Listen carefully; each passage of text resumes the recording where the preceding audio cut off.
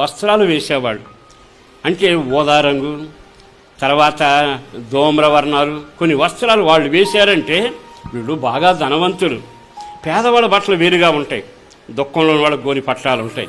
వీళ్ళకి గోని పట్ట, వాళ్ళకు దుఃఖ వస్త్రం, వాళ్ళకి సాధారణ వస్త్రాలు. ఇదిగో వీళ్ళెవరో తెలుసా? ఎవరైతే ధూమ వస్త్రాలు వేస్తారో వాళ్ళు రాజకుటుంబీకులు. ఆమేన్.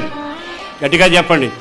ఏ కుటుంబీకులు అంటే ఇప్పుడు నీలో నువ్వు రాజుగారి బిడ్డవనే ఆ వస్త్రం కనపడాలి, ఆ దారం కనపడాలి. రాజు బిడ్డ అంటే అర్థం ఏంటి చెప్పనా? ఒకనాడు పాపివి, యేసుక్రీస్తు రక్తం ద్వారా కడగబడ్డావు, ఇప్పుడు పరలోక సభ్యుడిగా మారావు. మన తండ్రి రక్షకుడు రారాజు. అందుకే మనం ఇప్పుడు ఎవరమో తెలుసా? ధూమ వస్త్రం కలిగిన వ్యక్తులలాగా. అంటే దాని అర్థం ఏంటంటే నీలో పరలోక ప్రభుత్వ గుర్తు కనపడాలి, పరలోక దేవుని లక్షణాలు కనపడాలి, పరలోక దేవుని స్వభావం కనబడాలి.